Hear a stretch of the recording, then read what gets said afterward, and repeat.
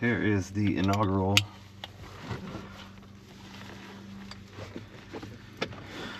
new Miata. Oh shit. Drive. We'll get some turbo noises. We're gonna see how this all sounds. Get myself strapped in. Not used to the 5-point harness.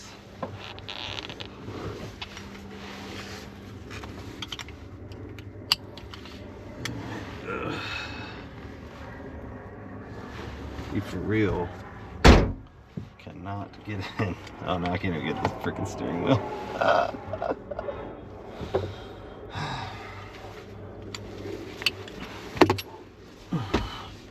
Steering wheel.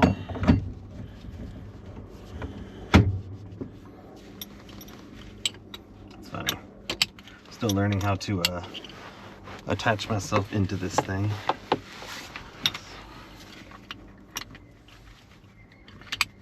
Okay, I think we are ready. Fuel pump priming, ready to go.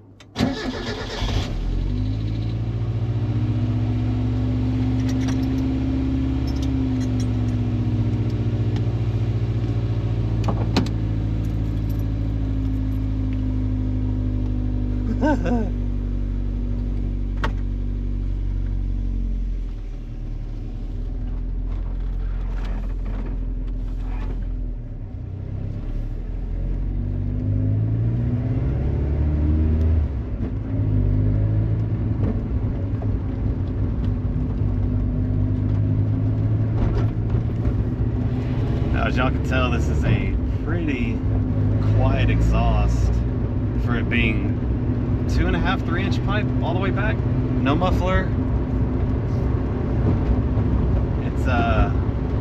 It's pretty docile actually, but it sounds pretty good. So this is we're trying to see what the content's like. Another car video. This is in a 97 Mazda Miata NA. That's the model, not the aspiration.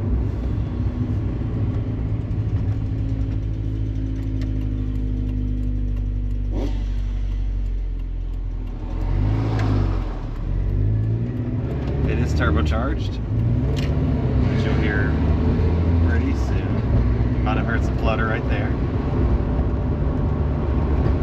We're gonna go drive it. We're gonna check the camera, footage, noise, all that kind of stuff. Generally just enjoy the car.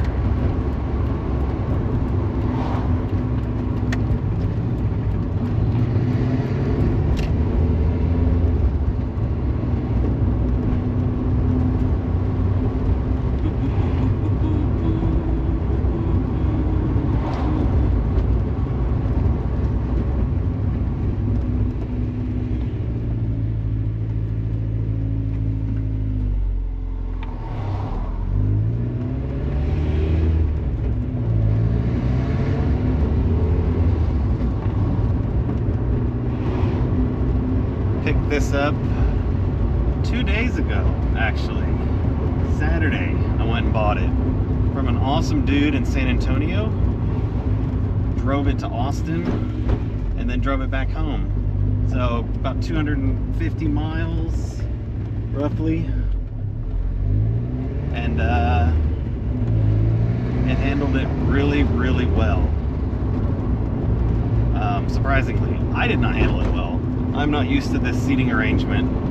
I think the original owner that put these seats in and everything was a little bit shorter than me, because my right leg, which you may not be able to see, is at just an awkward angle to get the gas all ready. Okay.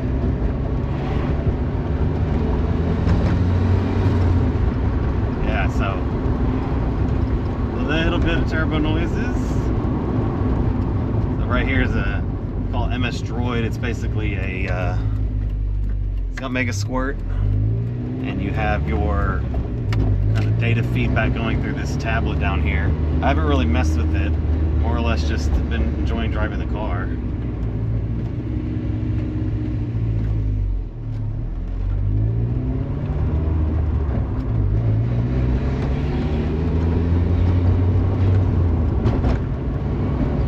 It's a menace.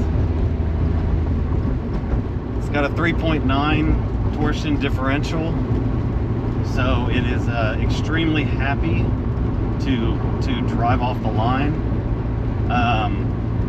For it being as, I don't know, kind of wild as it is, it's actually pretty tame if you're not, you know, standing on the gas pedal. But we're about to experience a little bit of wildness right now.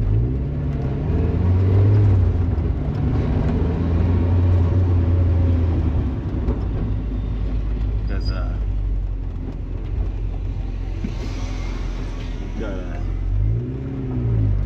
mess right there, then blocking an entire lane.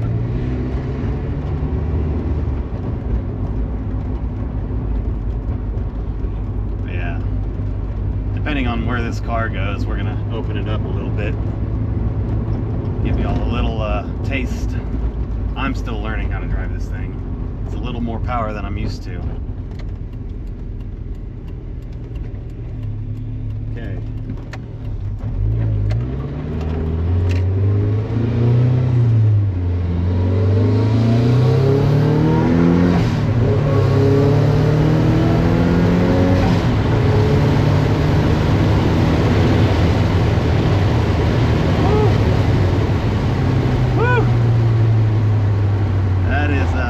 Something else.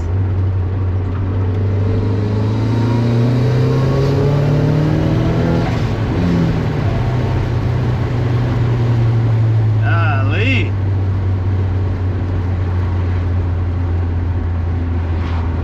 Yeah, that's something else. That's a little spicy.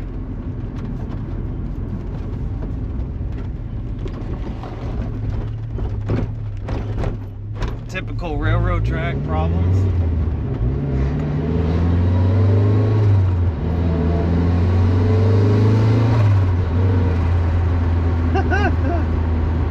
I love the flutter. So the system, what I'm being told is it's a Kraken Miata system.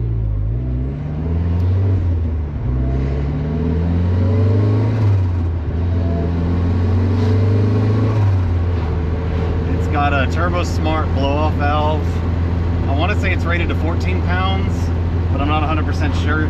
This is all just going through the website and looking at their build, like you can build your own kit. And so that's where I'm getting this information from. I'm not 100% sure what's on it because I wasn't given like receipts or any sort of like build sheet. Oh shit.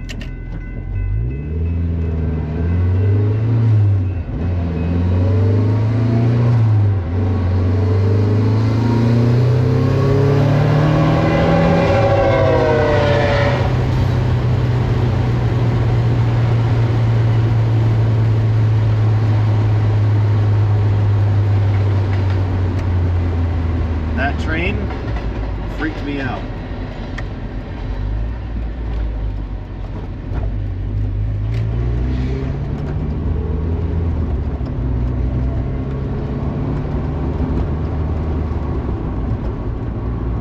That was pretty loud.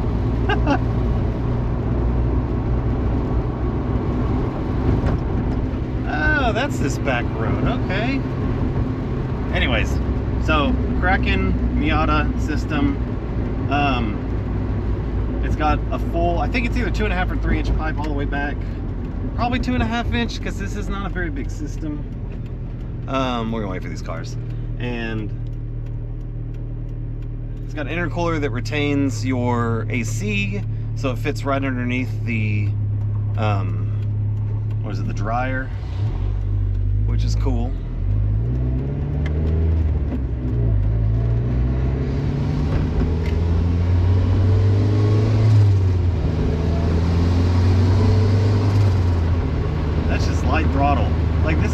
so much power in it for the size. NAs are rated at 2,160 pounds, and they say that's without options. Now, this one, as far as I know, it's got manual windows. I don't know if it has power steering. It doesn't feel like it does when it's slow.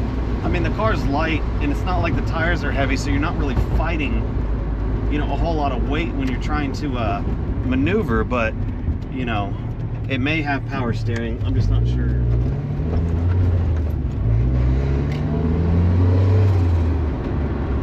But it just feels really good off the line.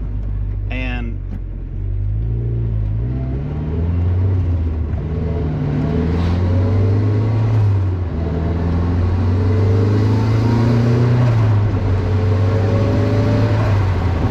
I mean, that's just partial throttle with shifting at like 4,000 RPMs.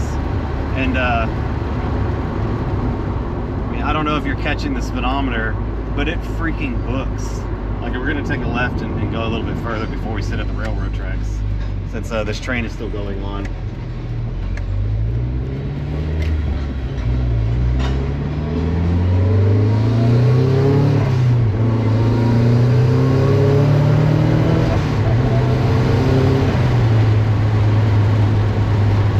Yeah, so it looks like it hits about 11.5 pounds.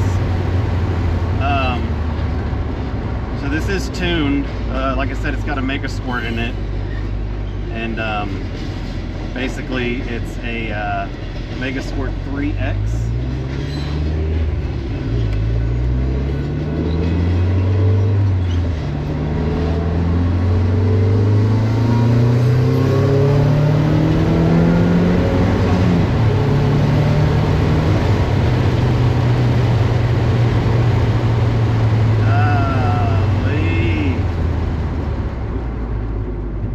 Brakes aren't very good.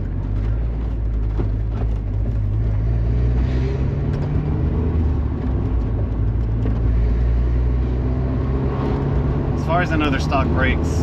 I don't know if they have like different pads or some sort of like a Stop Tech rotor pad system. I haven't really looked at it. I know the brake pads are thick, but they could have just, you know, done basic maintenance. Now, my understanding is all of the mods that were done to this car, seats, the steering wheel, the harness, all of that has been within the last 5,000 miles, which I would tend to believe, because everything looks pretty fresh, not really worn in.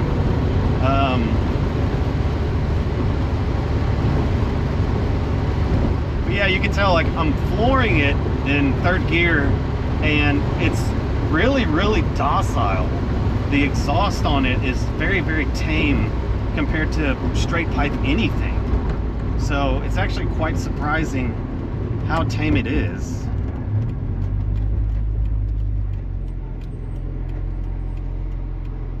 Come on, dude.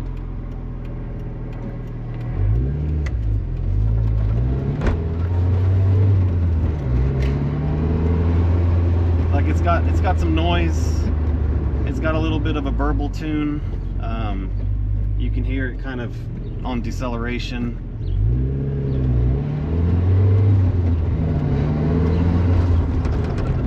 But it's not obnoxious. And I like that about it, because while this is not going to be my daily driver, it is something that I don't want to be so obnoxious that I'm embarrassed to drive it.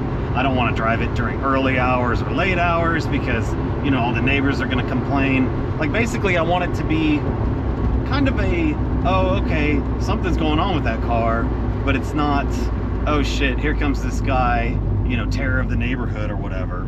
Like, I don't want that at all.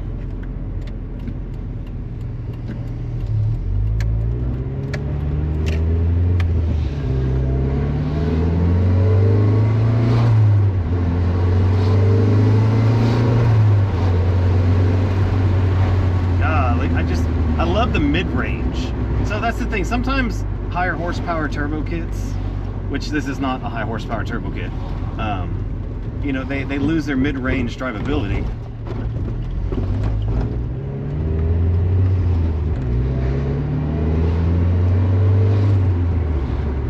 But this one I feel like retains really, really good mid-range because I don't have a problem accelerating at any RPM.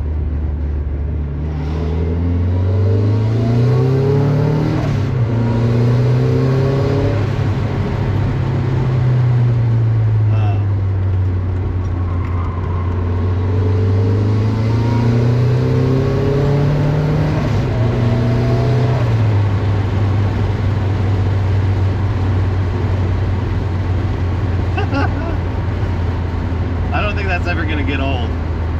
Not at all. That Land Rover was trying, but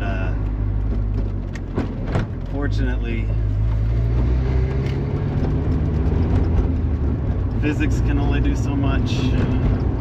But Lee, yeah, so that was a little saucy drive.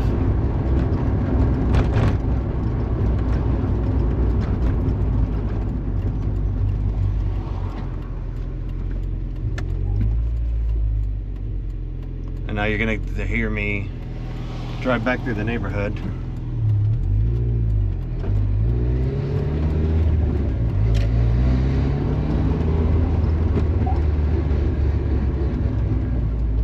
I do have a slight exhaust rattle, which you can kind of hear.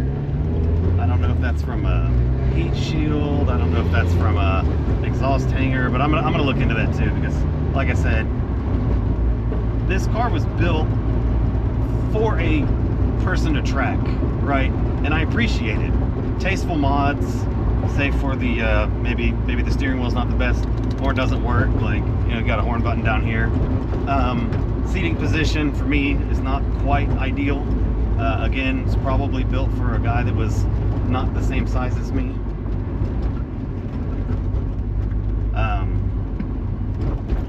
And so you have, you know, different preferences.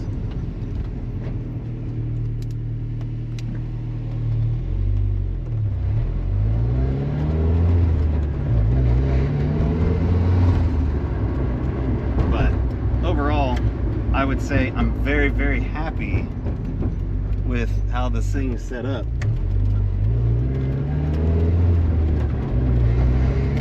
Now, the previous owner claimed it made 240 horsepower. I don't know if that's wheel or crank. I don't know if that's a legitimate number.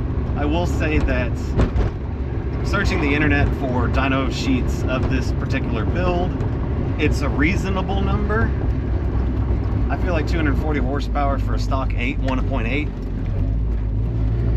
is might be pushing the boundaries on a 93 tune. E85 I can see a little bit more leeway. E85 tends to keep the cylinder temps down, so you're not going to have as much pre-ignition or just overall meltiness. But I would say that it is probably accurate.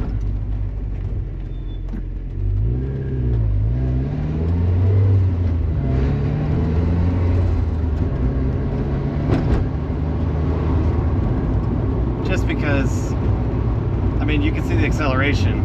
It's massive. Like, this is so much more than a stock car. Now, I've had a 2003 with the 1.8 with the VVTi, and that car itself made 140 horsepower, let's say, at the crank. Not terrible. I mean, again, it's a light car, but this have another 100 horsepower on it? I would say it's reasonable.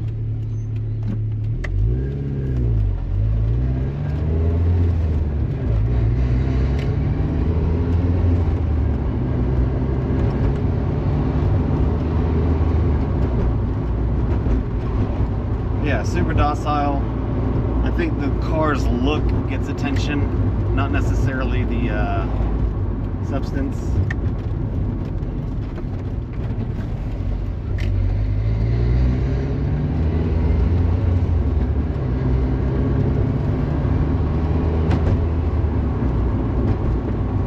But yeah, that's an inaugural drive with the GoPro and the new to me 97 Mazda Miata Turbo. It's freaking insane. Look for more content. If you're not subscribed, please, that'd be awesome to go on this journey together. If you are, thank you. And yeah, look forward to seeing y'all in the next video. Peace.